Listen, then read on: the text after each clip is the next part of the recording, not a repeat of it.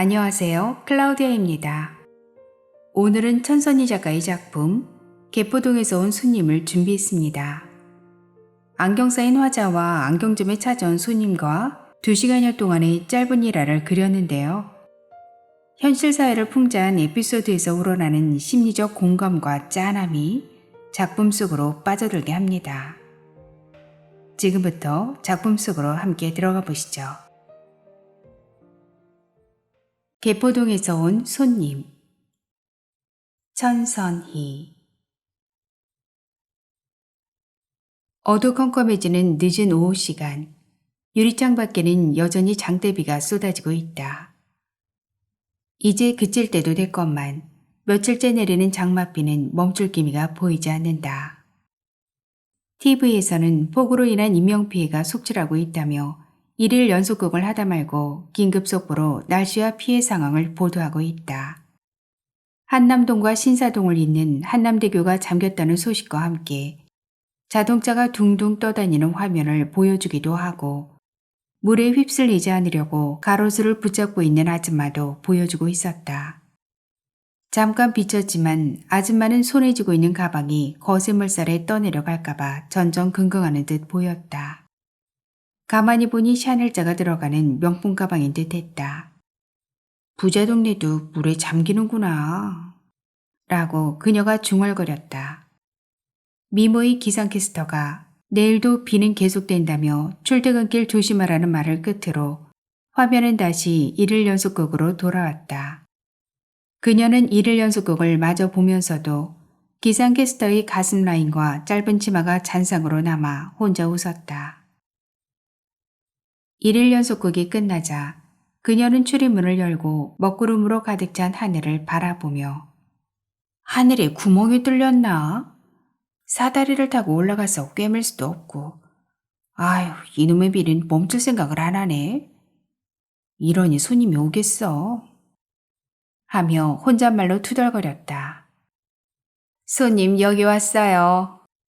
그때 50대 중반으로 보이는 아줌마가 크고 화려한 우산을 쓰고 매장 쪽으로 다가왔다. 그녀는 오랜만에 보는 손님이 너무 반가워 화들짝 웃으며 우산을 받아들었다. 그녀가 우산을 접으면서 빗물이 튀겼는지 아줌마는 빨간 매니큐어를 바른 손톱 끝으로 원단이 좋아 보이는 블라우스를 가볍게 털었다. 그녀는 미안한 마음에 우산을 바닥에 내팽겨쳐 놓고 빗물을 털어주려 했다. 됐어요. 옷 만지지 말고 제 우산이나 바르게 놔줘요. 아줌마는 어깨를 휙 돌리면서 말했다. 그녀는 멋쩍은 표정으로 우산을 주워 우산통에 넣었다. 우산통도 쓰레기통으로 대신한 거라 그것까지 걸고 넘어질까봐 내심 조바심이 났는데 다행히 아무 말 없었다. 안경을 맞추러 온 건지 잠시 쉬러 온 건지 아줌마는 30분 이상을 에어컨 앞에 앉아 있었다. 안 되겠다 싶은 그녀는 눈치를 살살 살피며 말을 꺼냈다. 손님, 안경 맞추시게요? 잠깐만 기다려요. 뭐가 그렇게 급하세요? 숨 좀 돌립시다. 네. 그녀는 멋쩍어서 더 말을 꺼낼 수가 없었다. 멀뚱멀뚱 서 있기도 뭐해서 컴퓨터 앞에 앉아 아줌마가 반응할 때까지 기다리기로 했다. 아줌마는 어디론가 전화를 했다. 아들인 모양이었다. 아줌마가 집 앞에 있는 안경원이라고 말을 하니 수화기 건너편에서 들리는 목소리는 왜 그렇게 작고 모양새 없는 곳에서 안경을 맞추느냐고 예전에 우리가 살던 데 가서 맞추세요 라고 말하는 것처럼 들렸다. 아줌마는 멀기도 하고 가까운 데서 맞춰야 고장나면 수리도 받을 수 있으니 마음에 드는 안경테 있으면 아무 데서나 맞춘다고 대답하고는 전화를 끊었다. 안경테 좀 봅시다. 아줌마는 그때야 의자에서 일어나 진열된 안경테들을 유심히 살폈다. 그녀는 한쪽에 서서 매장을 천천히 둘러보는 아줌마를 쳐다보았다. 왜소한 체구에 얼굴형은 작고 넓적했다. 거기에 어울리지 않게 콧날은 너무 우뚝 서 있었고 흐리멍텅한 눈동자는 초점이 없어 보였는데 눈꺼풀 위아래로 검은색 문신을 해서인지 도끼 눈을 뜨고 안경테를 째려보는 듯 했다. 눈을 깜빡일 때마다 눈두덩이의 쌍꺼풀이 왔다 갔다 하는 모양새 역시 자연스럽지 않게 보였다. 입술 또한 보톡스를 맞은 듯 아랫입술만 유난히 부풀어 있었다. 목에 잡힌 몇 겹의 주름과 팔과 손등에 조금씩 나와 있는 검버섯을 보고서야 아줌마가 그녀의 어머니와 비슷한 나이대라는 게 느껴졌다.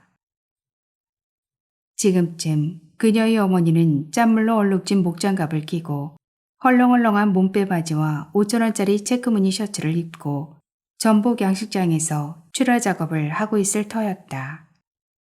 이때쯤이면 전복을 내다 팔기 위해 전복의 크기와 굵기를 선별해서 아이스박스에 담는 작업이 한창일 때였다.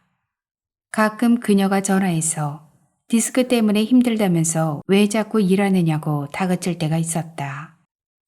그럴 때마다 어머니는 하루 일해주고 품삯으로 5만 원도 받지만 전복 새끼도 한솥 끓여 얻어오는 일거양득인 일을 왜 그만두냐고 하면서 도리어 그녀에게 화를 냈다. 전복 새끼 모아놨다가 붙여주면 제일 잘 처먹는 년이 더 일하지 말라고 한다며 그녀가 듣기 싫다고 소리칠 때까지 잔소리를 해대는 어머니였다. 그녀는 갑자기 어머니 목소리가 듣고 싶어졌다. 그래서 가운 주머니에 있는 핸드폰을 꺼내 1번을 길게 눌렀다. 아가씨? 요거 꺼내줘 봐요. 그녀는 통화 연결 중인 핸드폰을 종료한 뒤 진열장 안에 있는 안경테를 아줌마에게 건넸다. 그냥 보는 거하고 틀리네요. 별로야. 이건 어떠세요? 그녀는 안경테를 한 장 더 꺼내 아줌마에게 씌워주며 말했다. 그것도 별로. 여기는 고급스럽고 값어치 있어 보이는 안경테가 없네. 아무래도 내가 다니던 곳으로 다시 가야 할 것 같다. 마음에 드는 게 없어. 아줌마는 똑같은 말을 번복하며 고개를 절레절레 흔들어댔다. 이걸 어떠세요? 굉장히 고급스러워 보이는데요. 뿔때지만 질이 아주 좋아요. 아스테이트 재질이라 말랑말랑하니 부드럽기도 하고 인체 친화적으로 만들어서 알레르기 반응도 안 생긴다고요. 탄력도 있고요. 그녀는 혀를 차고 있는 아줌마에게 안구 모양이 타원형이고 경첩 부분에 굵직한 큐빅이 여러 개 박힌 뿔테를 꺼내 보였다. 네 참, 안경테를 질로만 보나 모양으로도 보지. 저쪽에 있는 거, 맨 위에서 두 번째 줄에 있는 거 그거 좀 보여줘봐요. 아줌마는 진열장 안에 세워져 있는 안경테 중에 보석이 많이 박힌 안경테를 가리키며 말했다. 이거 말씀이세요? 잘 고르셨어요. 이 제품은 인기가 아주 좋아요. 없어서 못 파는데 지금 딱 한 장 남았네요. 나중에 재구매 요청해도 안 나오는 테라서 지금 맞춰두시면 두고두고 흐뭇해 하실 거예요, 사모님. 그녀는 저녁 6시가 넘어서 들어온 첫 손님을 놓칠 수가 없어서 생긋생긋 웃으며 평소에 안 하던 말까지 조잘조잘대며 손님을 구워 삶았다. 요새 사장님 눈치가 심상치 않음을 알아챈 이상 그녀는 매출 장부에 신경 쓰지 않을 수 없었다. 유럽발 금융위기를 시작해 몇 년 전부터 침체하기 시작한 경기가 올해 정점을 찍고 있었다. 다른 매장에서는 어쩔 수 없이 직원 수를 줄였네 폐업했네 매출이 반의 반으로 뚝 떨어져서 더 버틸 수가 없네 하는 소리가 자주 들려왔지만 아직 우리 매장은 잘 버티고 있었다. 위치가 좋았고 생긴 지가 오래돼서 기본 단골이 확보돼 있었기 때문에 다른 매장들처럼 심하게 경기를 타지 않고 있었던 것이었다. 하지만 작년 말부터 서서히 매출이 줄기 시작해 지금은 정점을 찍고 있는 상황이었다. 아줌마는 그녀의 말에 귀를 쫑긋 세우고 그 안경테를 다시 써보기도 하고 여기저기 미세한 부분까지 훑어보더니 가격이 얼마냐고 물어봤다. 그녀는 판매가보다 좀 더 높게 불렀다. 아줌마는 깜짝 놀랐다. 명품도 아닌데 왜 그렇게 비싸냐는 식이었다. 그녀는 한치의 떨림도 없이 설명했다. 안경테 양옆으로 박혀있는 보석은 인조보석이긴 하지만 다이아몬드에 버금가는 품질을 가지고 있고 게다가 중간중간에 박혀있는 스톤은 스와로브스키 스톤이라 빛이 투과가 잘 되어 세련되고 밝아 보여서 사모님에게 최고로 잘 어울리는 안경이 될 거라고 말했다. 아줌마는 그녀의 설명에 찡그렸던 미간을 서서히 피기 시작했다. 그녀는 그 기세를 몰아 설명을 덧붙였다. 그럴 일은 없겠지만 만약이라도 보석이 빠지거나 안경테가 힘없이 부러진다면 언제든지 가지고 오라고 했다. AS는 평생 보장이라고 하면서 약간의 거짓말을 보탰다. 사실 그 제품은 망한 회사 제품을 덤핑으로 사들인 거라 들어온 단가도 저렴했지만 AS 맡길 본사는 없었다. 고작 그녀가 해줄 수 있는 건 빠진 보석 붙여주는 수준이었다. 이걸로 해줘요. 가격은 조금 깎아주겠지 뭐. 아줌마는 안경테에 눈을 떼지 않고 말했다. 걱정하지 마세요. 싸게 해드릴게요. 이제 시력 검사하셔야죠? 그녀는 거만실 쪽을 손짓하며 말했다. 아니야. 시력 검사는 처방받아왔어. 강남 알지? 개포동이랑 가까운 곳 말이야. 그쪽에 있는 삼성일원에서 이 박사님한테 처방받아왔지. 내가 개포동에서 살다 왔잖아. 거기서 30년 살았어. 아줌마는 뱀 가죽인지 약어 가죽인지 번들번들한 그물 모양의 보스턴백에서 처방전을 꺼내다 말고 멈추며 말했다. 사모님, 처방전부터 주시고 말씀하세요. 알았어. 뭐가 그렇게 바빠? 근데 아가씨, 여기서 시력 검사하면 정확하지 않지 않아? 그치? 그런 거 잘 알면서도 대충 해주는 거지? 나 참, 어떻게 다른 사람들은 안경사에게 눈을 맡기는지 몰라? 안 그래? 안경사는 안경이나 만들어주는 사람이지. 내 눈을 보는 닥터는 아니잖아. 아줌마는 그녀를 비꼬듯이 말하고는 가방 속에 멈춰있던 손을 다시 깊숙이 넣더니 처방전을 꺼내 그녀에게 내밀었다. 그녀는 쓴웃음을 지으며 처방전을 받아들고 매장에서 쓰는 주문서에 옮겨 썼다. 아줌마의 시력은 그리 나쁘지 않았다. 이 정도 도수면 멀리서 오는 버스 번호판은 잘 구분되지 않더라도 평소에는 안경을 쓰지 않아도 불편함이 전혀 없는 눈이었다. 그런데도 아줌마는 그녀가 처방전을 옮겨 쓰는 내내 안경을 안 쓰면 눈뜬 봉사처럼 아무것도 안 보인다며 쓰고 있는 안경을 치켜 올리며 혼자서 열변을 토했다. 정말 불편하시겠네요. 제가 잘 만들어 드리겠습니다, 사모님. 그녀는 시끄러워서 귀를 막고 싶었지만 첫 손님이자 마지막 손님이 될 수도 있었기 때문에 상냥하게 웃으며 말했다. 그녀의 어머니도 노안이 와서 돋보기가 필요했다. 하지만 안경사인 딸에게 한 번도 가까운 글씨가 안 보여 불편하다고 말한 적이 없었다. 하고 싶은 말이 있으면 걸러내지도 않은 단어들을 마구 쏟아내는 어머니였지만 딸에게 폐를 끼칠까봐 값싼 돋보기 하나 보내라는 말은 하지 않았다. 지금 생각하니 작년 여름 휴가 때 본 어머니의 눈은 정말 눈뜬 봉사였다. 먼 거리는 수평선 끝자락에서 날아가는 갈매기도 보인다고 했다. 맑은 날에는 제주도의 한라산도 보일 만큼 눈이 좋다고 자랑하셨다. 그런데 저녁 무렵 성경책을 보던 어머니의 모습은 낮에 했던 말과 정반대의 행동을 하고 계셨다. 성경책을 가까이 봤다 멀리 봤다 하면서 눈을 비볐다 크게 떴다 하다가 성경책을 다시 덮었었다. 안경 렌즈에 색깔 넣으실 건가요? 지금 쓰고 계신 안경에는 청보라색이 약간 들어가 있는데요. 이거 개포동 알지? 개포동에서 한 거야. 지금도 거기 가면 이것저것 할 거 없이 알아서 다 해주는데. 아줌마는 그녀가 물어본 말에 동문서답 하듯이 좀 전에 했던 말을 반복하고 있었다. 개포동 좋죠. 좋은 데 사셨네요. 그녀는 계속 개포동 소리만 하는 아줌마를 얄밉게 쳐다보며 말했다. 마음 같아서는 그럼 개포동 가서 맞추세요. 라고 말하고 싶었다. 다 사연이 있지. 그건 그렇고 여기는 집값이 너무 싸서 좋아. 개포동에 사물의 일값도 안 돼. 우리 15억짜리 아파트 정리하고 공장 정리해서 빚 갚고 저 건너편에 있는 아파트 사서 왔는데 너무 싸서 혼났네. 낯설고 아는 사람도 없고 그래서 운동도 아직 개포동으로 다니고 있잖아. 다행히 개포동 가는 버스가 집 근처에 있지 뭐야.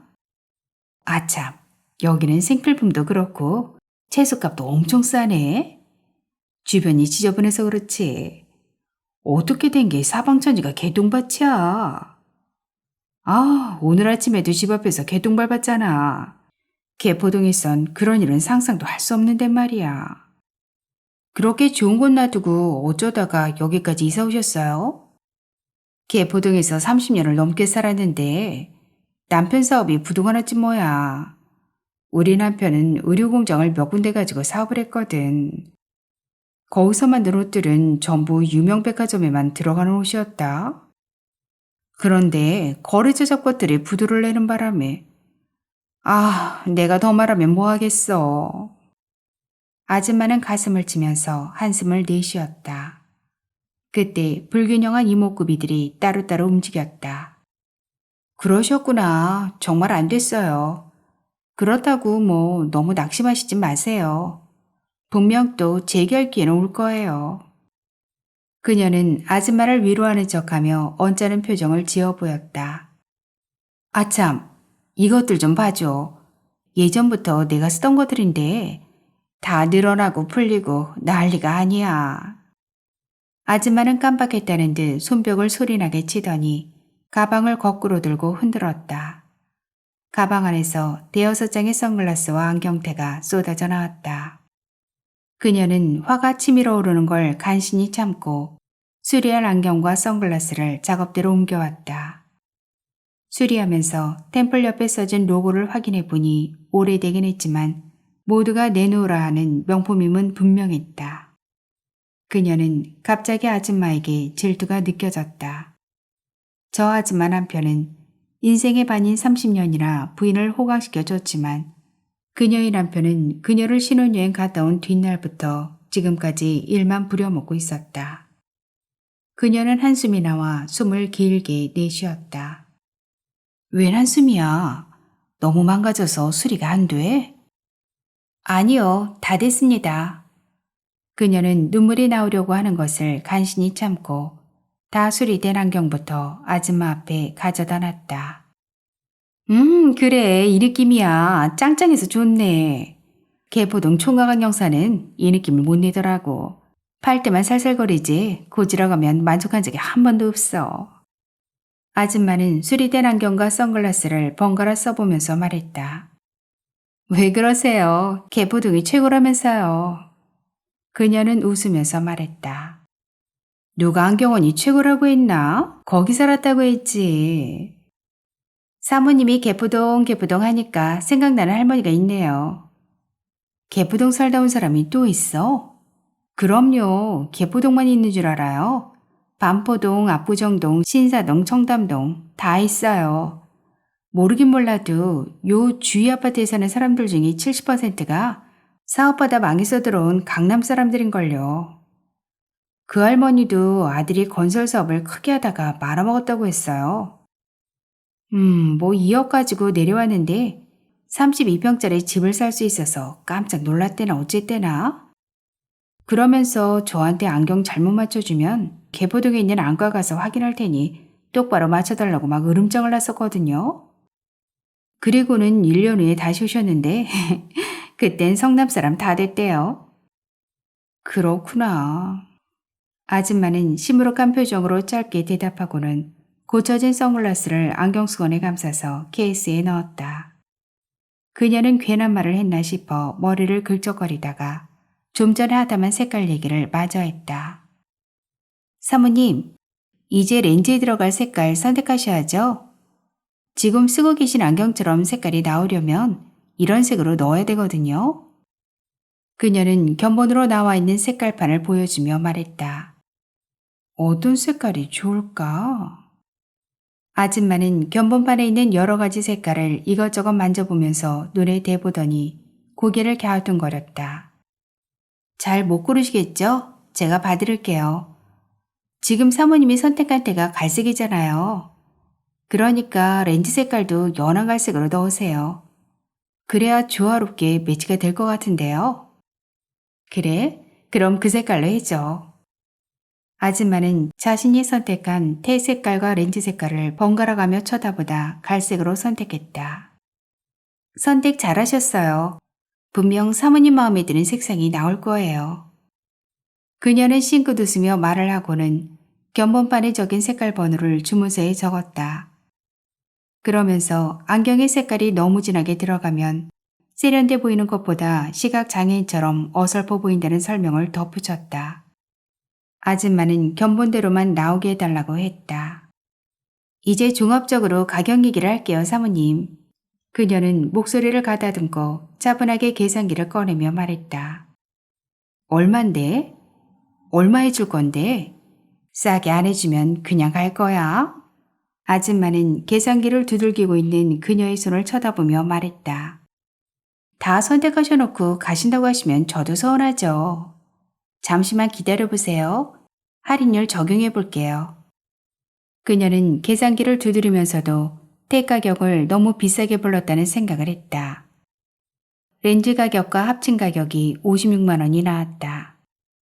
사모님, 렌즈 가격 8만 원을 합쳐서 56만 원 나오네요. 제가 20% 적용할게요. 그녀는 조심스럽게 가격 얘기를 했다. 에이, 너무 비싸게 받는다. 명품도 아닌데 말이야. 아줌마는 굳어있던 표정이 찌그러졌다. 그때 남자 손님이 출입문을 열고 들어왔다. 1년에 서너 번씩은 들리는 손님이었는데 매장 앞에 있는 구청 공무원이었다. 아직도 퇴근 안 하셨어요? 그녀는 반갑게 웃으면서 벽에 걸린 시계를 보며 말했다. 시계의 작은 바늘은 7시를 조금 넘기고 있었다. 비가 쉬지도 않고 며칠째 계속 내리니까 여기저기 무너지고 벗겨지고 주저앉고 했나 봐요. 민원이 너무 많이 들어와서 비상근무하고 있다가 아직 복지카드를 안 쓰고 있는 걸 발견하고는 안경이나 맞출까 하고 왔어요. 남자 손님은 지갑에서 복지카드부터 꺼내놓고 말을 했다. 연말까지 안 쓰면 소멸된다면서요? 그렇다면 얼른 써야죠. 어제도 시청 공무원이 부모님 모시고 돋보기 하러 왔더라고요. 아들한테 미안해서 자꾸 괜찮다고 하는 부모님한테 토 좀 달지 말라며 몇 번이나 말을 막 하기에 한 소리 하려다가 말았는데 알고 봤더니 시청 공무원이더라고요. 말을 막 하면서도 나를 힐끔힐끔 쳐다보는 게 왜 저렇게 눈치 보나 싶었더니 공무원일 게 뭐예요? 어쨌든 아들은 안경테도 명령하듯 아무거나 골라주고는 잠깐 갈 데가 있다며 밖으로 나갔어요.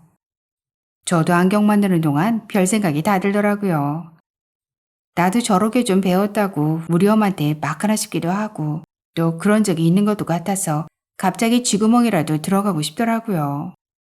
이런 생각 저런 생각하면서 안경을 만들고 있는데 어머니가 제 옆으로 슬그머니 오더니 그래도 자식 중에 제일 효자요.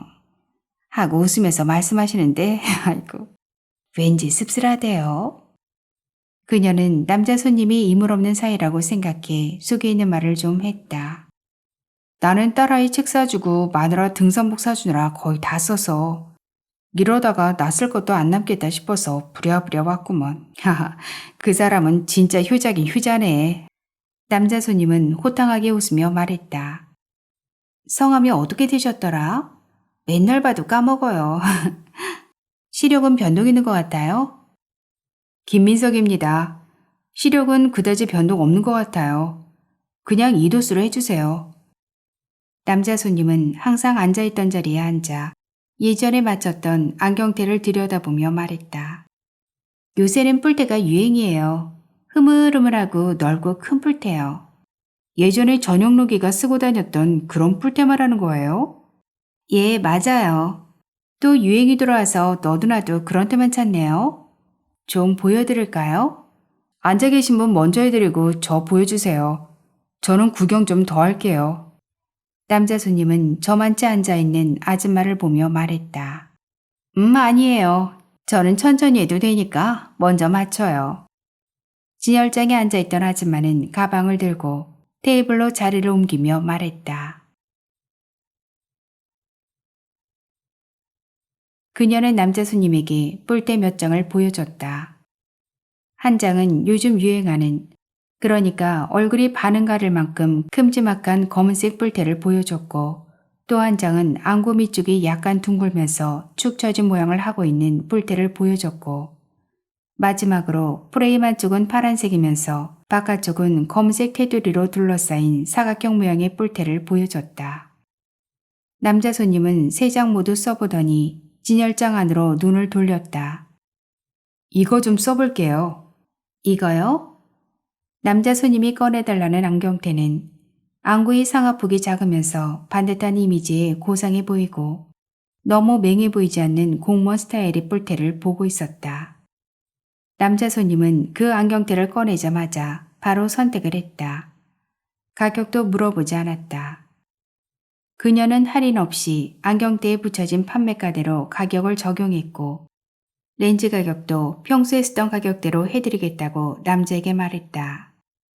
남자 손님은 만족한다며 복제 카드를 내밀었다. 그녀는 카드와 명세표를 남자 손님에게 건네고 곧바로 제조실로 들어갔다. 이봐요, 공무원 아저씨. 가격 좀 깎지 그래요. 안경값은 깎아해요. 뉴스도 안 봤어요? 안경알도 그렇고 태도 그렇고 10배는 넘게 남겨먹는다잖아요. 그런 걸 뻔히 알면서 안 깎는 사람이 바보지 뭐. 아줌마는 입을 삐죽거리며 말했다. 세상에 애누리 없는 장사가 어디 있겠어요. 다만 좀 덜 남고 더 남는 차이인데 사람들이 안경을 밥 먹듯이 맞춘다면야 그런 말도 할 수 있겠지만 안경을 한 번 맞추면 적어도 1년은 쓰지 않습니까? 요즘은 인터넷에도 안경테를 팔고 백화점에서도 팔아제끼니 모르긴 몰라도 안경어도 타격이 클 겁니다. 안경을 가공하고 있던 그녀는 시끄러운 기계음 소리 때문에 두 사람이 무슨 대화를 하고 있는지 잘 알아들을 수는 없었지만 아무튼 남자 손님이 말이 기분 나쁘게 들리지는 않았다. 그렇긴 하지만 그래도 안경은 깎아야 제맛이에요. 제맛. 아줌마는 남자 손님이 말에 핀잔 섞인 대꾸를 하면서도 그가 앉아있는 쪽으로 의자를 바짝 당겨 앉았다. 그리고는 남자의 어깨를 쓸어내리듯 툭툭 쳐가며 자신이 개포동에서 오래 살았지만 이렇게 잘생긴 공무원은 처음 봤다며 한 손으로 입을 가리며 웃고 있었다. 그녀가 봐서는 이목벌도 더돼 보이는 나이인데. 그렇게 봐주셔서 고맙습니다. 남자 손님은 멋쩍은 표정으로 뒤통수를 쓸어내렸다. 정말이에요. 아줌마는 남자 손님 어깨를 계속 툭툭 치며 좋아했다. 그녀는 젊은 남자에게 출삭대며 웃고 있는 아줌마가 역겨워 보였다. 남자 손님도 아줌마가 불편했는지 의자를 옆으로 이동시키면서 딴청을 부리는데도 아줌마는 아랑곳하지 않고 남자 손님이 의자를 옮길 때마다 따라 옮겼다. 아직 멀었어요? 사무실에 빨리 들어가 봐야 하거든요. 남자 손님이 그녀에게 말했다. 1분만 기다리세요. 한 바퀴만 돌면 끝이에요. 그녀는 다 돌아간 기계가 제자리에 서기도 전에 열린 버튼을 재빨리 눌러 렌즈를 안경테에 끼워 넣었다. 남자 손님은 안경을 착용하자마자 가타부타 말도 없이 바쁘다며 출입문을 나섰다. 그녀는 남자 손님이 나간 뒤에도 한참을 그 자리에 서 있었다. 하지만 아줌마는 미동도 하지 않고 핸드폰만 만지작거리고 있었다. 그녀는 결심이라도 한 듯 아줌마가 있든 말든 흐트러진 의자를 똑바로 놓고 널브러져 있는 안경테를 제자리에 가져다 놓았다. 더 싸게 해줘. 아줌마는 마른 걸레로 지문이 잔뜩 묻어있는 진열장을 닦고 있는 그녀에게 말했다. 그 이상은 안 돼요. 아까 손님 봤죠? 정찰가로 맞춰가시잖아요. 그런데 사모님만 유독 심하게 깎으시려고 그러세요. 그럼 우리가 뭐가 남겠어요? 20%로 잘해드리는 거예요. 그녀는 말을 하면서 청소를 계속했다. 진열장을 다 닦고 나서도 밀걸레를 가지고 나와 바닥을 빡빡 문질렀다. 어머나, 손님이 있는데 이게 무슨 짓이니? 손님이랑 가고 나서 청소를 하든지 말든지 할 것이지. 기분이 안 돼 있잖아. 아줌마는 자신의 다리 밑으로 왔다 갔다 하는 밀걸레에 깜짝 놀라 두 발을 들었다 내렸다 하고 있었다. 그녀는 더 세게 밀걸레질을 하면서도 아줌마의 빨갛고 뾰족한 손톱이 길게 뻗어나와 자신의 얼굴이라도 핥히면 어떻게 하나 싶어 내심 불안한 마음도 들었다. 지금 아줌마가, 아니, 사모님이 여기 오신 지가 언젠 줄이나 아세요? 안경 맞으러 와서 지금 2시간을 앉아 있는 거예요. 제가 안 지치게 생겼나 한번 생각을 좀 해보세요. 아니, 누가 안 한대? 좀 더 깎아달라는 거지. 제가 말했잖아요. 그 이상은 안 된다고요. 맞추시려면 지금 성금 내시고 마시려면 더 어두워지기 전에 개포동 가서 맞추세요. 그녀는 2시간 동안 공들여 태 고르고 렌즈 결정해 놓은 것이 억울해서라도 몇 푼 더 깎아주고 흥정에 응해주고 싶은 마음도 굴뚝 같았다. 거기다 결정만 하면 오늘 하루 내내 놀았던 거 다 보상받는 금액이라 욕심도 나긴 했지만 그렇다고 비굴해지고 싶은 마음은 추호도 없었다. 5만 원만 더 깎아줘. 언제 찾으러 오면 되나? 아줌마는 5만 원을 지갑에서 꺼내면서 선불이라며 그녀에게 내밀었다. 원래 내가 이렇게 짠 사람이 아니야. 너무 펑펑 쓰고 돌아다녔더니 벌 받나 싶기도 하고. 남편은 회사 부도난 뒤부터 허구한 날 술로 허송세월 보내고 있는데 나만 비싼 안경 맞추는 것도 미안하기도 해서 그래. 그렇다고 30년 동안 쓰던 습관이 있는데 하루아침에 몇만 원짜리 안경테는 눈에 들어오지도 않고 말이야. 아, 나 언제 철들까 아가씨. 아줌마는 갑자기 서울 지하철역에서 구걸하는 노숙자처럼 꼬리를 내리고 부탁을 해왔다. 알았어요. 이번 딱 한 번만이에요. 이렇게 해드리면 솔직히 제가 사장님한테 한 소리 들어서 더 그랬어요. 제가 개면은 누구는 공짜로는 못 해줘요. 저도 눈치밥 먹고 사는 입장이라. 사모님이 이해 좀 해주세요. 그녀는 아줌마가 처음 매장에 들어왔을 때처럼 눈웃음을 살살 치며 상냥한 목소리로 말을 하고는 선물로 준 5만 원을 서랍 안에 재빨리 넣었다. 그녀는 포기한 손님이 돈을 주며 사정하는 모양새가 좀 이상해서 이게 아닌데 싶으면서도 속으론 기분이 좋았다. 아, 아니야. 내가 너무 청승 떨었지. 이제 나도 이곳에 적응하면서 살아야지. 옛 생각한다고 그때로 돌아가는 것도 아니고. 아가씨, 내 푸념 들어줘서 고마워. 안경 나오면 전화 주고. 아줌마는 가방에 지갑을 챙겨 넣은 뒤 출입문 쪽으로 걸어가며 말했다. 그녀는 얼른 아줌마 앞으로 뛰어가서 출입문을 열어주고 우산을 펴드렸다. 고마워요 사모님. 비 오는데 조심히 들어가세요. 그녀는 빗속으로 멀어져가는 아줌마의 뒷모습이 보이지 않을 때까지 출입문 앞에 서 있었다. 남편의 부재. 천선희. 정숙이 남편이 감쪽같이 사라졌다. 화장실 앞에서 잠깐만 기다리라고 오줌통이 터지기 직전까지도 당부했건만 올 것이 오고야 말았다고 정숙은 생각했다. 허리춤에 새끼줄을 묶어서 데리고 다닐 수도 없는 노릇인데 이제 어쩌면 좋을까. 지금 정숙의 머릿속은 하얗다. 오래 걸린 것도 아니다. 단 3분 만에 없어진 것이었다. 정숙은 불안한 마음에 볼일도 제대로 못 보고 옷도 제대로 입지 못한 채 부랴부랴 화장실에서 나왔다. 아무리 사방을 둘러보아도 구부딩딩하고 뒤뚱뒤뚱 걷고 있는 남편은 어디에도 보이지 않았다. 차표를 끊고 있는 사람들 속에 섞여 있나 싶어 일일이 확인까지 했지만 허사였다. 정숙이 이마에선 식은땀이 흐른다. 어쩜 잘된 일일 수도 있다. 이렇게 된 김에 영원히 나타나지 말았으면 하는 마음도 잠깐 들었던 정숙은 이내 고개를 절레절레 흔들었다. 도대체 어디로 사라진 걸까? 하늘로 솟았나? 땅으로 꺼졌나? 그러게 내가 여자 화장실까지 데리고 들어갔어야 했다라고 정숙은 자신을 채찍한다. 이 넓은 터미널에서 무슨 수로 남편을 찾는단 말인가? 성자아버지! 성자아버지! 일동아! 정숙은 기어이 자신의 소프라노급 목청을 내보이고 말았다. 정숙의 목소리는 그 큰 터미널을 한 바퀴 뺑 돌고 다시 정숙의 귓가에 와 멈췄다. 잡혀 끊던 사람들이 한결같이 귀를 막고 정숙을 쳐다본다. 정숙은 잠시 얼굴이 붉어졌지만 다시 한번 큰 소리로 불러댔다. 하지만 남편은 아무 대답이 없었다.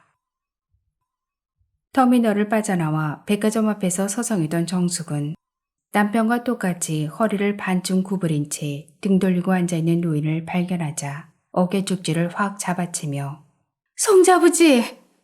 하고 얼굴을 확인했지만 남편 얼굴보다 더 쭈글쭈글한 노인은 깜짝 놀라 욕지거리를 하며 지팡이로 정숙을 향해 휘갈겼다. 정숙은 뒤로 몇 발짝 물러나 죄송하다는 말을 여러 번 반복하고 불이 나게 다른 곳으로 걸음을 돌렸다. 큰 길에서부터 좁은 골목까지 쥐잡듯이 다 뒤져도 남편을 찾지 못한 정숙은 지쳐서 아무데나 주저앉았다. 늦가을인데도 정숙의 이마와 등줄기엔 땀이 멱을 감듯 흘러내렸다. 큰딸이 큰맘 먹고 사준 쉬폰 블라우스를 처음으로 입고 나왔는데 땀에 젖어 등에 찰싹 달라붙었다. 정숙은 손수건으로 이마와 겨드랑이에 딴 참을 닦아냈다. 겨드랑이를 닦을 때는 조금 창피한 감이 있어서 누가 보지 않나 힐끔힐끔 사방을 쳐다보며 닦고 있는데 고급 소재의 숄더백을 맨 부인들 여럿이 백화점으로 들어가는 모습이 보였다. 어떤 년들은 팔자 좋아서 대낮보다 백화점에는 싸다니고 아휴 이내 내 팔자는 이렇게도 세나. 축축한 손수건을 손에 쥐고 정숙은 혼자 중얼거렸다. 어제가 정숙의 둘째 딸 결혼식이었다. 딸은 아버지 양복까지 다 맞춰놓고 아버지가 결혼식에 오지 않기를 바랐다. 손은 누가 잡고 들어가냐고 정숙이 말했을 때 딸은 신랑과 손잡고 들어가면 된다고 했다. 정숙은 딸에게 화가 나서 언성을 높였다. 엄연히 살아있는 아버지를 없는 셈 치고 결혼식을 올린다는 게 말이나 되느냐고. 내가 다 알아서 할 테니까 걱정하지 말라면서 큰소리 뻥뻥 쳤다. 그렇게 해서 참석한 결혼식이었건만 남편의 행동은 딸이 예상에 벗어나지 않았다. 결혼식장을 가기 위해 딸이 준비한 양복을 남편에게 입히고 정숙도 분홍색 저고리에 곤색 치마로 된 깨끼 한복을 곱게 차려입고 남편과 미용실을 향했다. 미용실에는 생각보다 많은 손님이 기다리고 있었다. 그렇다고 순서를 무시할 수도 없는 노릇이어서 정숙은 느긋하게 기다렸다 머리를 올렸다. 시간을 보니 결혼식 시간이 촉박했다. 정숙은 부랴부랴 미용실을 나와 남편의 팔을 붙잡고 질질 끌고 가듯 빠른 걸음으로 비탈길을 내려왔다. 예식을 시작하려면 아직 20분 정도 남았으니 결혼식장에 올라가서 하객들과 인사 나누기에는 얼추 시간이 늦지 않을 듯 싶어 안도의 한숨을 쉬며 정숙과 남편은 엘리베이터 앞까지 왔다. 엘리베이터 앞에는 결혼식 하객들로 가득 차 있었다. 그 중에 사부인과 사정어른도 같이 있었다. 정숙은 뒷짐을 진 채 뒤뚱뒤뚱 제자리 걸음을 하고 있는 남편의 어깨를 꼬집으며 사부인과 사정어른에게 인사를 했다. 정숙아. 정숙이 돌아봤을 때 남편은 한 손으로 엉덩이를 잡고 다른 한 손으로는 벨트를 풀려고 시도하고 있었다. 정숙이 왜 그러냐고 묻자 남편은 똥이 마렵다고 했다. 정숙이 집에서 나오기 전에 누누이 화장실을 갔다 오라고 얘기했건만 괜찮다고 하더니 그때 신호가 온 모양이었다. 엘리베이터를 타기 위해 같이 기다리던 결혼식 하객들과 사부인 사정어른이 동시에 남편의 그런 모습을 바라보았다. 어디 아프세요, 사돈? 사장어른이 걱정이 된 표정으로 남편에게 물었다. 야, 똥이 마려우야. 남편은 여전히 엉덩이에 손을 대고 씩 웃으며 말했다. 조금만 참재그라요. 정숙은 얼굴이 붉어지며 남편에게 예식장에 올라가서 화장실 가자고 달리듯 말했다. 하지만 남편은 올라가고 있는 엘리베이터가 다시 내려오기까지를 참지 못했다. 나온다, 나와. 아야, 정수가 똥 나온다. 벤소 좀 가자. 남편은 뒤뚱뒤뚱 펄쩍펄쩍 뛰었다. 그리고는 잡고 있던 벨트를 기어이 풀고야 말았다. 양복 바지가 골반에 걸쳤다. 팬티가 보일랑말랑했다. 정숙은 옆에 있는 사부인의 얼굴을 쳐다보지도 못하고 고개를 숙인 채 남편의 어깨를 질질 끌고 화장실을 찾았다. 하지만 화장실은 아무데도 없었다. 남편은 계속해서 똥이 나온다고 중얼중얼거리고 있었다. 정숙은 미간을 찌푸리면서 발을 동동 굴렀다. 그때 큰딸이 예식장에서 내려왔다. 딸은 가까운 지하상가로 가자고 했다. 정숙은 딸을 따라가면서 남편에게 꾹 참고 있던 악다구니를 퍼붓기 시작했다. 썩을 놈의 영감탱이. 그대 병원에서나 죽어나 불지. 어설피 살아서 이것이 뭔 망신인가 모르겠네. 딸년 시집 보내는 데까지 와서 나를 우세시키고 말이오. 정숙은 한 손으로 눈물을 훔치고 다른 한 손으로는 남편을 질질 끌며 큰딸을 따라갔다. 엄마, 조용히 좀 해요. 엄마가 다 소문내고 있잖아요. 딸은 구지렁대는 정숙이 더 창피하다는 듯 소리쳤다. 정수가 못 참겠다. 나온다, 나와. 조금만 참으시오. 다 왔소. 정숙은 계단에서 주저앉으려는 남편을 억지로 일으켜 세웠다. 화장실에 다 왔을 때는 남편의 엉덩이 부분이 지도가 그려진 듯 누렇게 젖어 있었다. 계단 내려올 때 똥을 찔끔찔끔 채린 것이다. 정숙은 남자 화장실에 남편과 함께 들어가서 바지를 벗기고 변기에 앉혀놓았다. 남편은 변기에 앉기가 무섭게 찌르륵 소리를 내며 똥을 한 뭉탱이를 쏟아내고 정숙에게 신호를 했다. 바지에는 오면서 지린 똥물이 그대로 묻어 있었지만 딸의 결혼식은 마쳐야 했으므로 휴지에 물을 적셔 대충 닦고 화장실을 빠져나왔다. 소변을 보던 남자들이 변기에 몸을 바짝 대고선 정숙과 남편을 힐끔힐끔 쳐다봤다. 결혼식장에 도착했을 때는 사위와 딸이 식장 입구에 나란히 서 있었다. 정숙은 면사포를 쓰고 있는 딸을 곁눈질로 쳐다보았다. 딸은 울고 있었다. 정숙은 울고 있는 딸에게 미안하다는 말도 하지 못하고 남편을 끌고 신부 쪽 부모석에 가서 앉았다. 사회자는 정숙과 남편이 자리에 앉자마자 바로 식을 진행했다. 신부와 신랑은 나란히 손을 잡고 행진곡에 맞춰 입장했다. 남편은 결혼식이 진행되는 동안, 그러니까 주례사를 읊을 때도 사위에게 큰절을 받을 때도 사돈과 맞절을 할 때도 퇴장 행진곡이 나올 때도 입을 크게 벌리고 웃어댔다.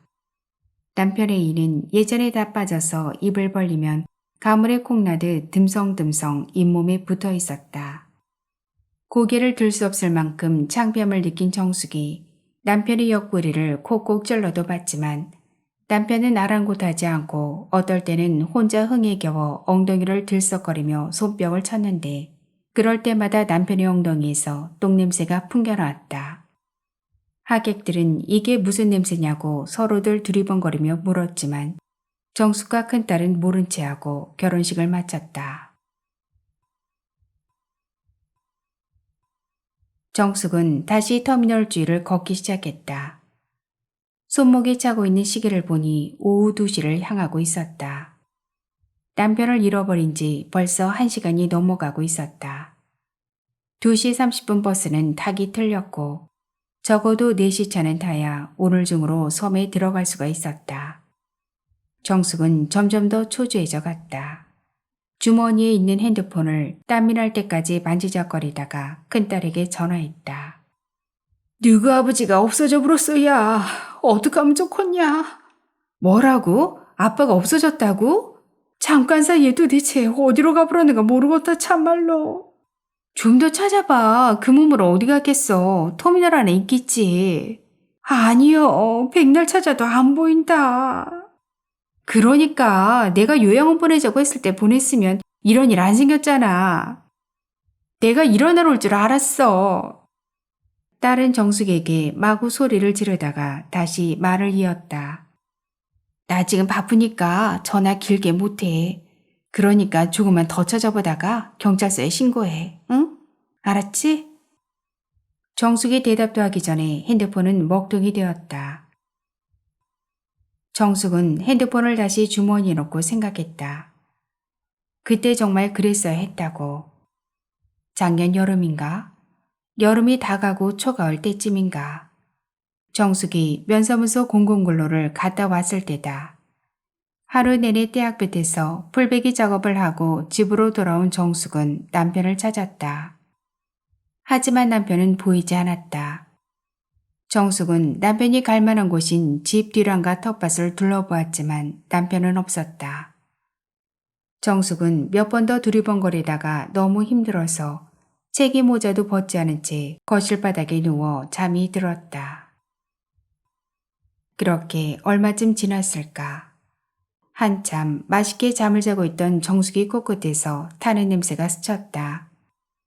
정숙은 꿈이려니 생각하고 뒤척이며 계속 잠을 잤다. 하지만 그 냄새는 가시질 않고 점점 더 가까이 더 독하게 코끝을 자극했다. 정숙은 눈을 탁 떴다. 그리고 벌떡 일어나 가스레인지 쪽을 바라보았다. 남편이 혼자서 중얼중얼하며 반쯤 탄 종이컵을 가스레인지 위에서 싱크대 쪽으로 옮기고 있었다. 싱크대 위에는 그렇게 반쯤 탄 종이컵이 5개나 더 있었다. 정숙은 남편에게 지금 뭐 타고 있느냐고 소리를 질렀다. 남편이 한다는 소리가 물을 데워서 커피를 타 먹으려고 하는데 자꾸 주전자에 불이 붙는다고 했다. 정숙은 어이가 없어서 가스레인지 쪽으로 가보았다. 종이컵마다 정말 물이 반쯤 차 있었다. 물이 없는 위쪽만 시커멓게 타고 물이 있는 아래쪽은 멀쩡하게 물을 담고 있었다. 정숙은 기가 찼다. 성자아버지, 이것이 뭔 주전자요? 이것은 종이컵이요, 종이컵. 종이컵에 불을 붙이면 불이 나갔어, 안 나갔어?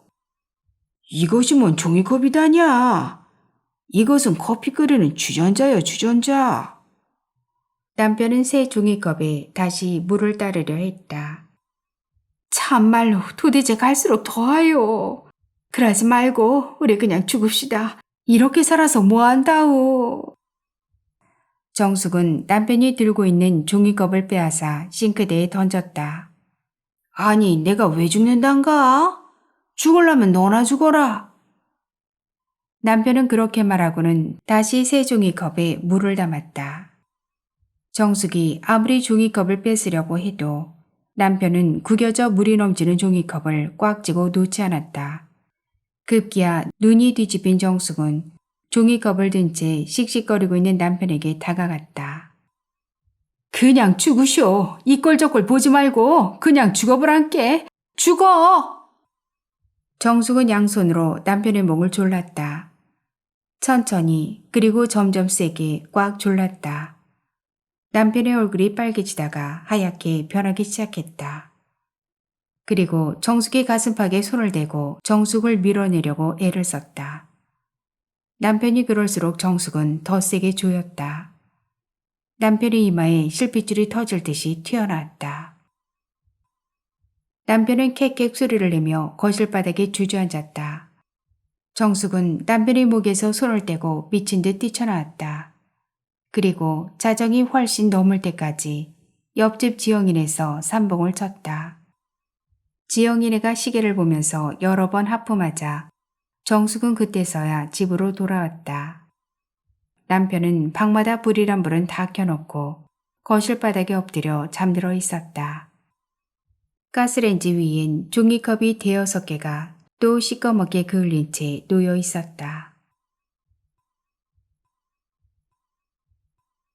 정숙은 더 이상 남편을 찾을 수가 없어서 경찰서에 전화를 했다. 그런데 상대방은 자꾸 잘못 걸었다면서 끊었다. 분명히 큰딸이 122라고 한 것 같은데 왜 자꾸 다른 곳에 걸어지는 건지. 정숙은 큰딸에게 다시 전화를 했다. 큰딸은 경찰서 대표 번호도 모르냐고 정숙에게 핀잔을 줬다. 정숙은 그런 딸에게 소리칠 힘도 없었다. 그냥 다시 불러준 대로 전화를 걸었다. 경찰서에서는 남편의 나이와 이름을 물어보고 인상착의와 입고 있던 옷 등을 상세하게 말하라고 했다. 정숙은 또박또박 가르쳐 주었다. 1948년 8월 3일생, 나이는 64시고 이름은 김일동이요. 키는 160인데 허리가 구부러져 150 정도로밖에 보이지 않을 거요. 항상 뒷짐을 지고 쩔룩쩔룩거리며 다니요.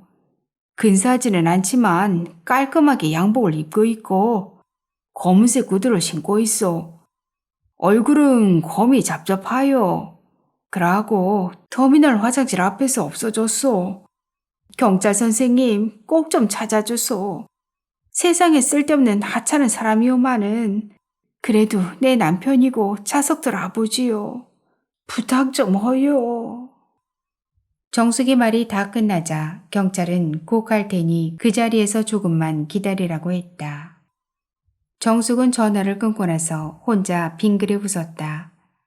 남편의 나이를 잊은 지 꽤 오래된 듯한 생각이 들어서였다. 50대 초반부터 남편의 자리는 없었으니까 그럴만도 했다. 그렇다고 남편과 좋았던 시절이 없었던 것은 아니다. 남편은 없는 살림에도 어쩌다 어장해서 팔뚝만한 농어나 강성돔이라도 낚이면 그놈 발로 완도읍내 갔다 올 적마다 몸빼바지 한 개씩은 사왔으니까 말이다. 정숙은 갑자기 처음 남편을 만났을 때가 생각났다. 그때 정숙은 과부였다. 전 남편이 자식들을 남기고 어느 날 갑자기 사고로 죽었기 때문이다. 가진 것 하나 없이 너무 어린 나이에 자식 둘을 키우기란 쉬운 일이 아니었다. 그래서 보육원에도 며칠 맡겨봤지만 정숙의 눈에 어른어른해서 도저히 그곳에 둘 수가 없었다. 정숙이 어쩔 수 없이 생각한 곳이 친정이었는데 친정에 내려가자마자 친정어머니의 올케는 정숙이 자식을 두고 도망이나 칠까봐 노총각인 남편에게 정숙을 그냥 들이밀었다. 어차피 아이들이 눈에 밟혀서 이러지도 저러지도 못할 바에야 저 착실한 노총각한테 가서 아이들이나 잘 키우라고 살살 꼬드겼다. 거기다 떡두꺼비 같은 아들이나 한 명 놔주면 그것만큼 고마울 것이 어디 또 있겠냐면서 정숙의 생각은 물어보지도 않고 아이들과 짐을 남편의 집에 다 옮겨놓고 한 말이었다. 그렇게 해서 얼떨결에 남편과 살게 됐지만 정숙도 사람인지라 처음에는 작은 키에 새까만 얼굴이 혐오스러울 만큼 싫었다.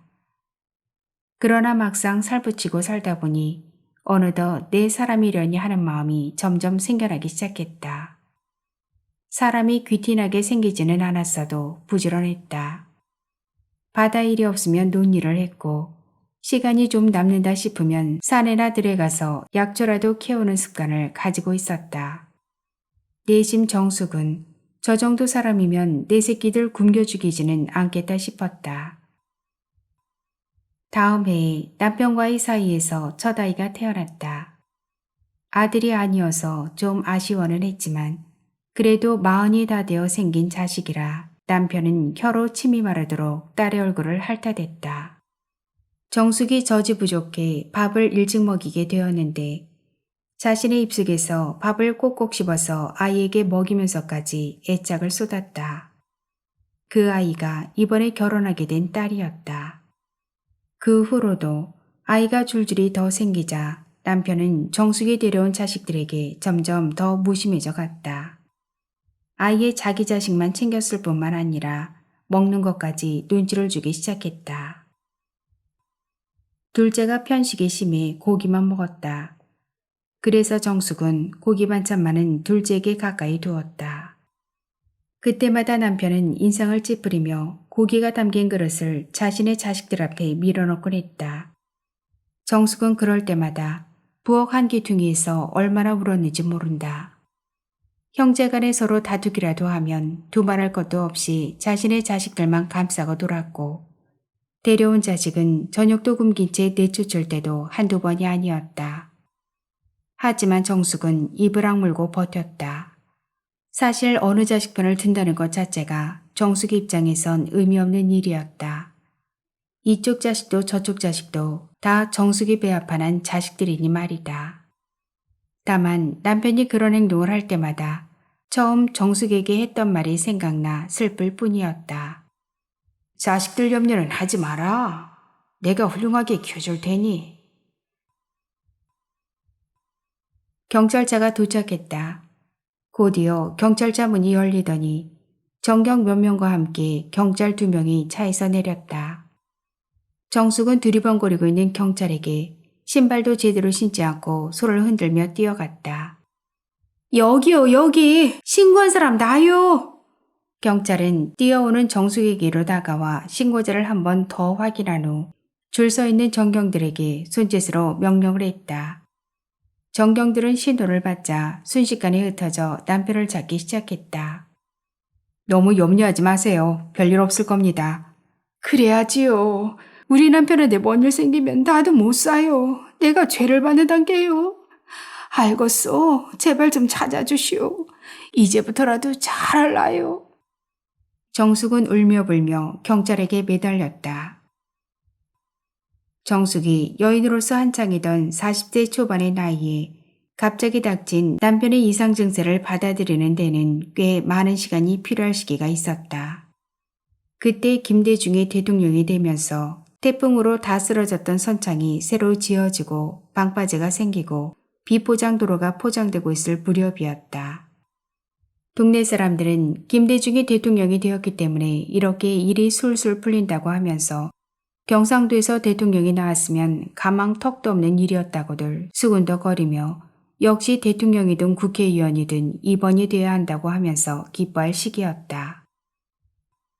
정숙이 집 앞에서도 건설회사 직원들이 도로를 내느라 분주하게 움직이고 있었다. 정숙이 집 앞은 원래 밭이었고 집터였지만 마을 사람들이 하나둘 서울로 상경하는 바람에 가구 입안이 빈집으로 남아있었기 때문에 다 쓸어 없애고 동네 한가운데로 길을 만들고 있었던 것이다. 아줌마, 물 한 모금만 줘요. 도로 작업을 하던 한 남자가 마당에서 빨래를 널고 있는 정숙에게 말을 건넸다. 뭐요? 물 말하는 거요? 정숙은 정확히 무슨 말인지 알아듣지 못해서 한 번 더 확인했다. 네, 회사에서 가져온 물이 다 떨어졌네요. 인부들이 목이 타서 일을 못하고 있어요. 아따, 그러면 안 되지요. 이쪽으로 오시오. 여기 물 실컷 있으라. 정숙은 선심 쓰듯 냉동실에 얼려놓은 얼음까지 가지고 나와 차가운 물에 동동 뛰어 인부들에게 주었다. 그 후에도 공사가 끝날 때까지 정숙은 물당번을 자처했다. 그러면서 남정네들과 사심없는 말들을 했고 노골적인 장난도 오고 갔다. 정숙은 감나무 밑에 앉아 먼 산만 바라보고 있는 남편은 아랑곳하지 않았다. 뭔가를 바라보고 있고 듣고는 있지만 질투를 한다거나 고함을 치는 일은 없었기 때문이다. 그래서 정숙은 남편의 눈치 따윈 보지 않았다. 며칠 동안 계속됐던 이쪽 공사는 마무리가 됐다. 인부들은 다른 마을로 이동을 한다면서 정숙에게 그동안 고마웠다는 인사를 하고는 공사할 때 썼던 연장들을 모두 트럭에 싣고 있었다.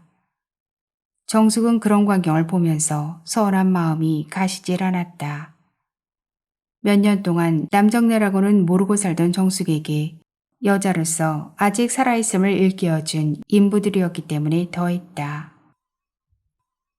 출발할 준비를 다 끝낸 인부들이 운전사에게 신호를 보내자 운전사는 트럭에 시동을 걸었다. 그런데 시동을 걸던 운전사가 갑자기 시동을 다시 껐다. 트럭 위에 타고 있던 인부 한 명이 트럭의 앞쪽을 툭툭 치며 잠깐만 기다리라고 했던 것이다. 그러고는 트럭에서 내려 정숙이 있는 곳으로 달려오더니 정숙의 두 손을 꼭 잡으면서 잘해줘서 고마웠고 꼭 이번 여름 휴가 때 다시 오겠다고 약속을 한 뒤 허겁지겁 트럭 뒤로 올라탔다. 정숙은 순식간에 일어난 일이라 어리둥절해하며 멀어져가는 용달을 바라보며 손을 흔들었다. 그해 여름, 그 남자는 같이 일하는 직원들과 정숙의 집을 찾아왔다. 그리고 며칠 동안 정숙의 집에서 잠을 자고 낚시를 했다. 남편은 흐리멍텅한 동공을 하고 북적거리는 손님에게 커피 한 잔만 주라고 졸라댔다. 그럴 때마다 정숙은 눈웃음을 치며 약간 치맥기가 있으니 이해하라고 손짓을 하곤 했다. 휴가 마지막 날 정숙은 그 남자와 잠자리를 했다. 남편을 큰 방에 가둬놓고 정숙과 남자는 작은 방에서 일을 보았다. 큰 방에서 문 두드리는 소리가 여러 번 났지만 아랑곳하지 않고 미래를 즐겼다. 정숙은 꿈만 같았다. 얼마 만에 맡아보는 남자의 체취인지 몰랐다. 정숙은 남편이 그러고 된 뒤 여자로서 끝인 줄로만 알고 살았다. 하지만 정숙의 몸은 이글이글 타오르고 있었던 것이다. 남자는 자신의 집으로 돌아가서도 틈만 나면 정숙에게 전화를 했다. 남편이 받으면 툭 끊어버리든지 아니면 아는 동생처럼 너털 웃음을 지으며 정숙을 바꿔달라고 했다. 그럴 때마다 남편은 5살짜리 어린이처럼 성자로마 전화 왔다. 아이야, 어이 전화 왔단께. 한 손을 마구 흔들며 텃밭에 있는 정숙을 불러댔다. 몸이 말을 듣지 않고부터 남편은 누구한테든 전화만 오면 얼굴이 밝아졌다. 대부분 하는 말은 누구요? 그라요? 그란다오. 나 백수건달이요. 금방 오요. 쪼까 기다리시오. 이 정도가 다였지만 남편이 듣고 말할 수 있는 유일한 통로였기 때문이다. 그럴 수밖에 없던 게 형님하며 따르던 동네 동생들도 깨복쟁이 친구들도 남편과는 말상대를 해주지 않았다.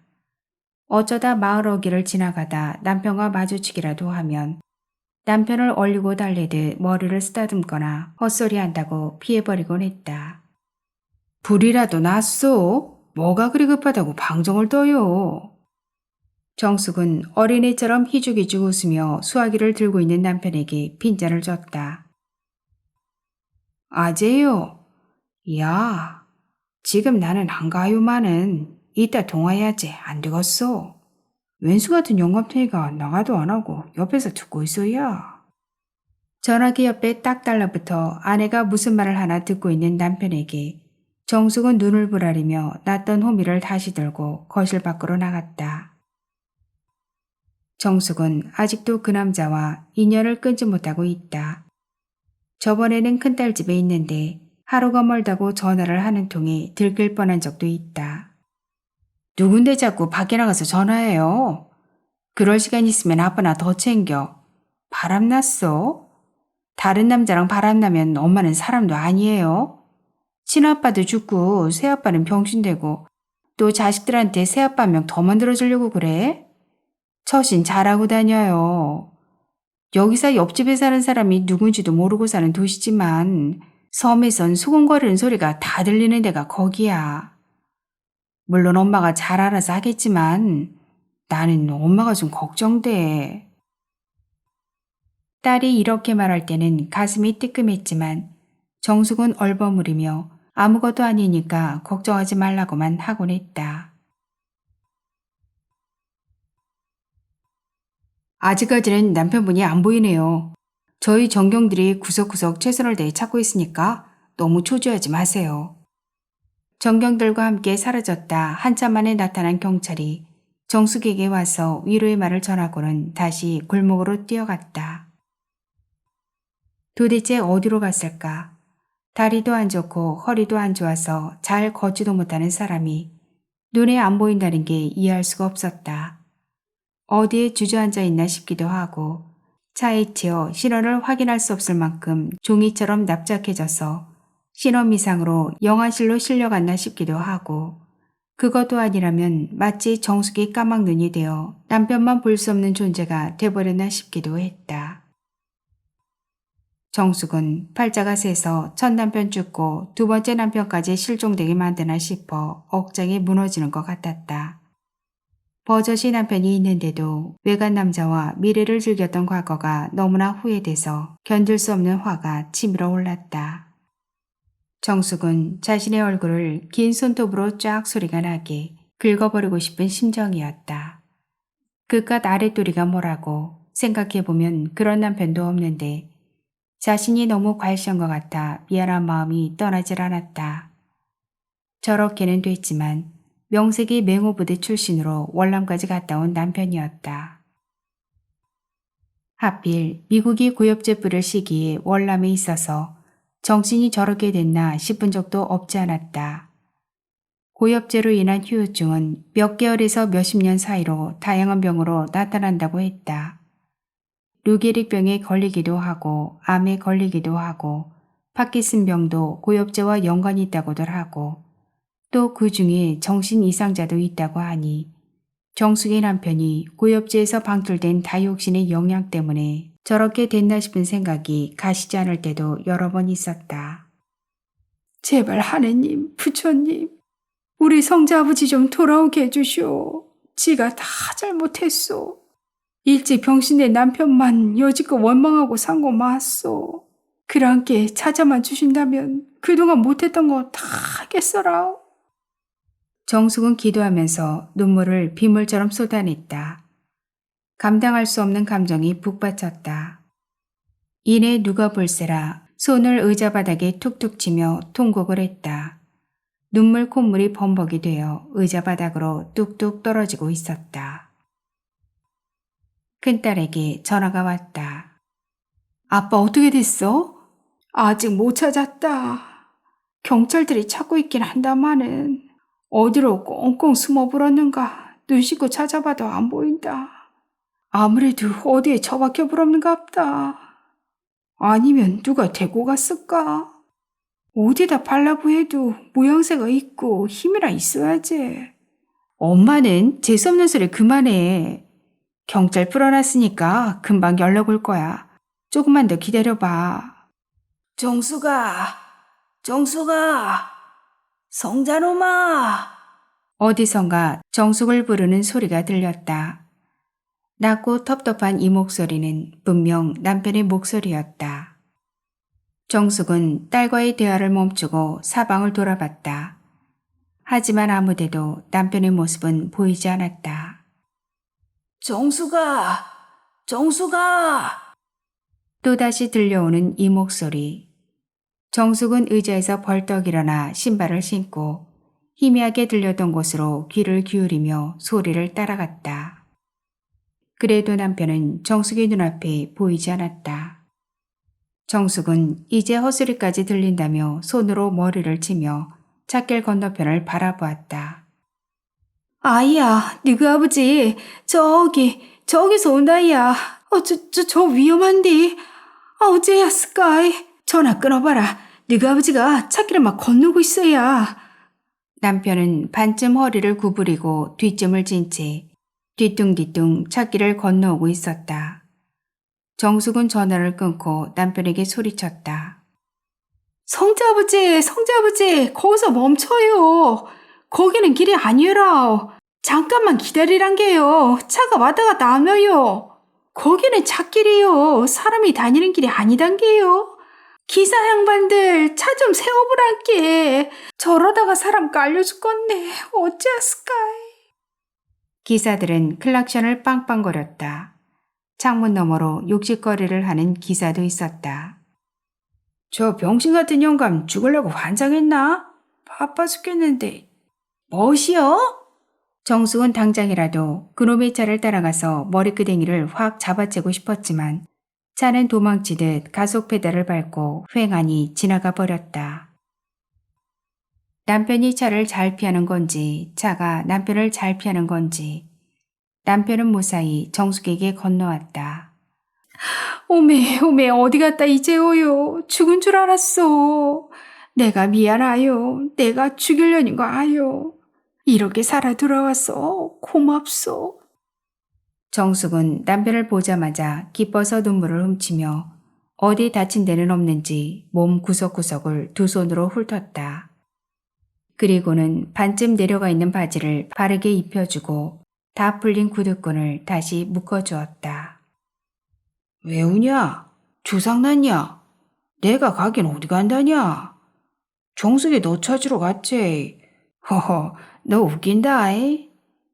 남편은 언제 무슨 일이 있었냐는 듯 예전과 똑같은 말투로 정숙에게 말했지만 부들부들 떨고 있는 다리와 이마에 흐르고 있는 땀방울이 얼마나 헤매고 다녔는지를 가르쳐주고 있었다. 집으로 갑시다. 막배는 다 걷어. 정숙은 더 이상 아무 얘기도 하지 않고 남편의 손을 꽉 잡고 터미널을 향해 걸어갔다. 천선희 작가는 2013년 문장 20일로 등단하면서 2016년에서 2020년까지 오륙도 신문에 글을 연재하기도 했습니다. 그동안 소설을 다수 발표했는데요. 소설집으로 팬트치라는 여자, 개포동에서 온 손님, 코로나가 뭐길래, 요양원 가는 길 등이 있습니다. 구독과 좋아요 그리고 공유 부탁드립니다. 오늘도 건강하세요.